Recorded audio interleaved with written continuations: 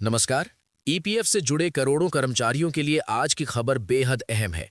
कर्मचारी भविष्य निधि यानी ईपीएफओ को लेकर सुप्रीम कोर्ट ने केंद्र सरकार को साफ निर्देश दे दिया है।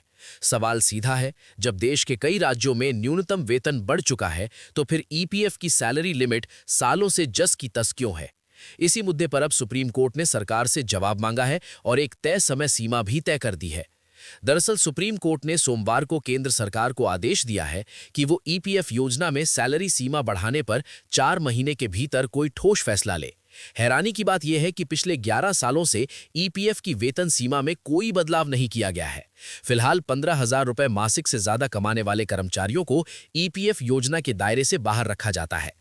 यह आदेश न्यायमूर्ति जे.के. माहेश्वरी और न्यायमूर्ति ए.एस. चंदोरकर की पीठ ने सामाजिक कार्यकर्ता नवीन प्रकाश नौटियाल की याचिका पर सुनवाई के दौरान दिया। याचिका में साफ कहा गया कि ईपीएफओ करोड़ों कर्मचारियों को सामाजिक सुरक्षा से वंचित कर रहा है, जबकि जमीनी हकीकत बदल चुकी है। याचिका के मुताबिक देश के कई हिस्सों में न्यूनतम वेतन 15,000 रुपए की सीमा से काफी ऊपर पहुंच चुका है।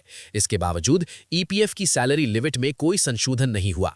इसका सीधा नुकसान उन कर्मचारियों को हो रहा है जो आज भी भविष्य निधि और सामाजिक सुरक्षा के लाग से बाहर हैं। याचिकाकर्ता के वकील प्रणव सचदेवा और नेहा राठी ने अदालत में दलील दी कि पिछले 70 वर्षों में ईपीएफ की वेतन सीमा का पुनरीक्षण बेहद मनमाने ढंग से किया गया है।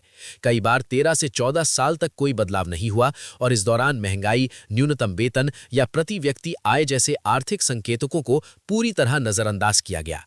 सुप्रीम कोर्ट ने याचिका का निपटारा करते हुए याचिकाकर्ता को निर्देश दिया है कि वो 2 सप्ताह के भीतर केंद्र सरकार को आदेश की प्रति सौंपे। इसके बाद सरकार को 4 महीने के अंदर इस मुद्दे पर फैसला लेना होगा।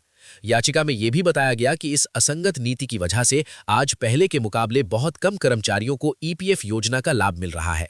साल 2022 में ईपीएफओ की एक उप समिति ने वेतन सीमा बढ़ाने और ज्यादा कर्मचारियों को योजना में शामिल करने की सिफारिश की थी।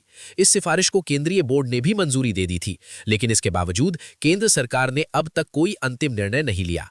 याचिका के विश्लेषण के मुताबिक शुरुआती 30 सालों में ईपीएफ योजना ज्यादा समावेशी थी, लेकिन पिछले 3 दशकों में यह धीरे-धीरे ऐसी व्यवस्था बन गई जिससे ज्यादा से ज्यादा कर्मचारियों को बाहर रखा जा रहा है।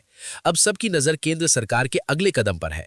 अगर सैलरी लिमिट बढ़ाई जाती है तो करोड़ों कर्मचारियों को ईपीएफ और सामाजिक सुरक्षा का सीधा फायदा मिल सकता है, लेकिन अगर फैसला फिर टलता है तो सवाल और गहरे होंगे।